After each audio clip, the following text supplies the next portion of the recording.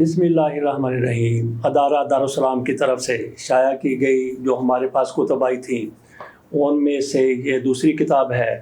ارشاد احمد ارشد صاحب کی طرف سے بھجوائی گئی تھی۔ یہ دونوں کتابیں ایک پر ہم تبصرہ کر چکے ہیں، تجلیات ختم نبوت، اور یہ لکھی گئی ہے مولانا صفی الرحمان مبارک پوری صاحب کی طرف سے۔ یہ سیرت کی بہترین کتابوں میں سے ایک کتاب ہے۔ اس میں نبی اکرم صلی اللہ علیہ وآلہ وسلم کی زندگی کے کئی واقعات ہیں، چھوٹے چھوٹے واقعات ہیں، پر اثر اور پر تاثیر واقعات جو آپ کے ایمان کو جلا بخشتے ہیں، تازگی بخشتے ہیں۔ تجلیات نبوت، اس کے بارے میں ناشر کیا کہتے ہیں؟ سیرت کا موضوع گلشن سدا بہار کی طرح ہے جس کی سج دھج میں ہر پھول کی رنگینی و شادابی دامان نگاہ کو بھر دینے والی ہے۔ یہ گلچین اپنا ذوق انتخاب ہے کہ وہ کس پھول کو چنتا اور کس کو چھوڑتا ہے، مگر حقیقت یہ ہے کہ جسے چھوڑا وہ اس سے کم نہ تھا، جسے چن لیا بس یوں جانیے کہ اس موضوع پر ہر نئی تحقیق و توثیق سے قضا کے ہر رنگ کو سمیٹتی اور نکھارتی نظر آتی ہے۔ سیرت طیبہ کا موضوع اتنا متنوع ہے کہ ہر مسلمان جو قلم اٹھانے کی سخت رکھتا ہو اس موضوع پر حسب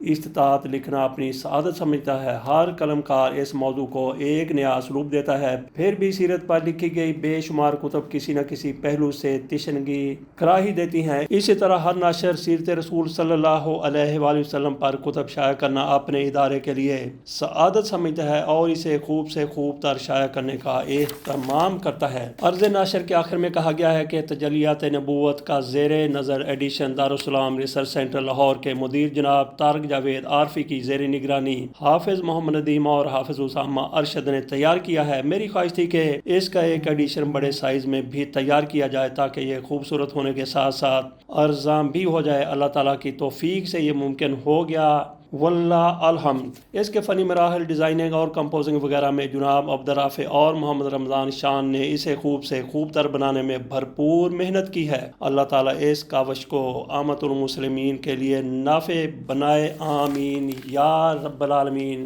ان سب کی یہ پرخلوص کاوش محبت رسول صلی اللہ علیہ وآلہ وسلم کی آئینہ دار ہے۔ اللہ تعالیٰ ان سب کو اجر عظیم عطا فرمائے۔ نام لکھا گیا ہے خادم قرآن و سنت عبد المالک مجاہد، مدیر دارالسلام الریاض لاہور۔ حرف اول میں کہا گیا ہے کہ تاریخ انسانی میں انبیاء کی سیرت کا اس عہد کے ظلمات میں سب سے روشن اور منور کردار رہا ہے، لیکن مختلف مذاہب کے پیروکاروں نے، ان پیکران نے صدق و صفا کی صورت گری اور تصویر کشی میں کچھ ایسے افراط و تفریط سے کام لیا ہے کہ یہ سیرتیں چیستان بن کر رہ گئی ہیں۔ اس میں واحد استثناء رسول اکرم صلی اللہ علیہ وآلہ وسلم کی ذات گرامی ہے کہ جن کی حیات مقدسہ اور خدمات جلیلہ کے تذکرے کو کم و بیش 5 لاکھ سوانح نگاروں نے کسی نہ کسی شکل میں محفوظ رکھا ہے، مگر رسول سیرت پر مرتب شرائط و ضوابط کے فقدان نے سیرت نگاروں کو حاتب اللیل کی طرح ہر خشک و تر کو جمع کرنے پر مجبور کیا۔ سیرت النبی صلی اللہ علیہ وسلم کے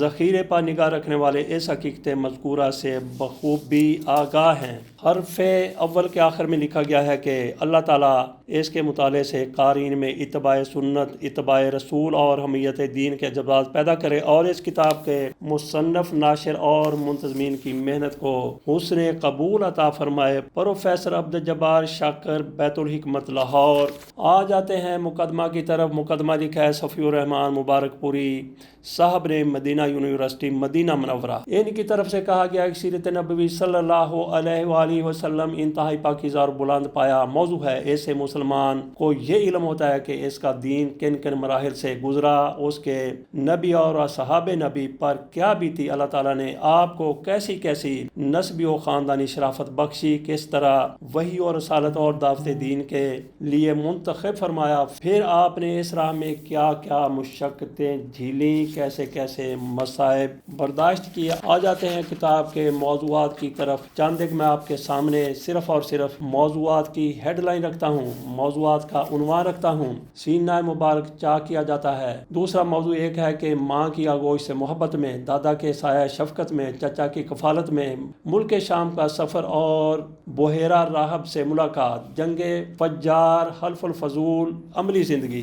دوسرے باب کے کچھ موضوعات ہیں: نبوت کے آثار اور سعادت کی جھلکیاں، نبوت کا آغاز اور وحی کا نزول، ہنسی اڑانا اور تحقیر و استہزاء کی روش اپنانا، لوگوں کو آپ صلی اللہ علیہ وآلہ وسلم کی بات سننے سے روکنا، شکوک و شبہات پیدا کرنا۔ دیگر موضوعات میں ہیں سودے بازیاں اور دستبرداریاں، عذاب کی جلدی، مکمل بائیکاٹ، ابو ذر بخاری، طفیل بن عمر دوسی، قبائل اور افراد کو اسلام کی دعوت، مدینہ میں اسلام، پہلی بیعت عقبہ، سیدنا علی کی ہجرت، اہل بیت کی ہجرت، فریقین کے مقتولین، ابو جہل کا قتل، مبارزت اور قتال۔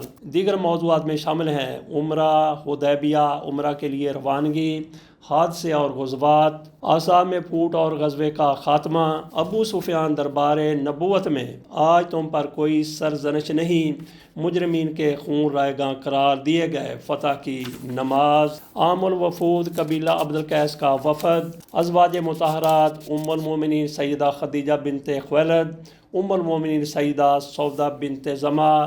دیگر بھی امہات المومنین کے بارے میں لکھا گیا ہے، صفات و اخلاق، اور آخری موضوع ہے اخلاق کی ایک جھلک۔ اب آ جاتے ہیں کچھ رینڈم طریقے سے دیکھ لیتے ہیں کچھ موضوعات کو۔ مدینے میں داخلہ، جمعے کے بعد مدینے کا رخ کیا، لوگ استقبال کے لیے امڑ پڑے تھے، گھر اور گلی کوچے حمد و تسبیح سے گونج رہے تھے، عورتیں اور بچیاں نکل نکل کر کہہ رہی تھی، من طلع البدر علینا، ہم پر مدینے کی طرف سے 14ویں کا چاند طلوع ہوا، جب تک اللہ کو پکارنے والا پکارے ہم پر شکر واجب ہے۔ ایک موضوع کا عنوان ہے، ان پرخطر حالات میں اللہ عز و جل نے قریش سے قتال کی اجازت نازل فرمائی، آئندہ چل کر حالات مزید بدلے تو یہ اجازت واجب کے درجے تک پہنچ گئی، جس میں غیر قریش بھی شامل تھے، لیکن ان واقعات کے ذکر سے پہلے ان مراحل کا مختصر ذکر ضروری ہے۔ ابو جندل کا قضیہ، صلح نامہ بھی لکھا ہی جا رہا تھا کہ قریش کے نمائندے سہیل بن عمر کے صاحبزادے ابو جندل بیڑیاں گھسیٹتے ہوئے پہنچے، سہیل نے ان کی واپسی کا مطالبہ کیا، نبی اکرم صلی اللہ علیہ وآلہ وسلم نے فرمایا ابھی نوشتہ مکمل نہیں ہوا ہے۔ سہیل نے کہا تب میں آپ سے صلح ہی نہیں کرتا۔ آپ صلی اللہ علیہ وآلہ وسلم نے فرمایا اچھا تم کو میری خاطر چھوڑ دو۔ اس نے کہا کہ یہ بھی نہیں ہو سکتا۔ پھر سہیل نے ابو جندل کو مارا۔ ابو جندل نے چیخ کر کہا مسلمانوں، کیا میں مشرکین کی طرف واپس کیا جاؤں گا کہ وہ مجھے میرے دین سے فتنے میں ڈالیں؟ رسول اکرم صلی اللہ علیہ وآلہ وسلم نے فرمایا صبر کرو اور باعث ثواب سمجھو، اللہ تمہارے لیے اور تمہارے علاوہ جو دوسرے کمزور مسلمان ہیں ان سب کے لیے کشادگی اور پناہ کی جگہ بنائے گا۔ اہل فدق کی سپردگی، فدق خیبر کے مشرق میں 2 دن کے فاصلے پر ایک بستی تھی جو آج کل حائل کے علاقے میں حائط کے نام سے معروف ہے۔ رسول اللہ صلی اللہ علیہ وآلہ وسلم نے خیبر میں پہنچ کر محیصہ بن مسعود کو یہود فدق کے پاس بھیجا کہ انہیں اسلام کی دعوت دیں، مگر انہوں نے تاخیر کی، لیکن جب خیبر کی فتح کا حال سنا تو ان پر رعب طاری ہو گیا اور انہوں نے پیغام دیا کہ ان کے ساتھ بھی اہل خیبر جیسا معاملہ کیا جائے۔ زہریلی بکری۔ جب حالات پرسکون ہوئے اور خوف جاتا رہا تو یہود اپنی خباثت پر پلٹ آئے اور انہوں نے نبی اکرم صلی اللہ علیہ وآلہ وسلم کے قتل کی سازش کی، چنانچہ اپنے اکابر میں سے ایک شخص سلام بن مشکم کی بیوی کے ذریعے رسول اللہ کو ایک زہر آلود بھنی ہوئی بکری ہدیہ کی۔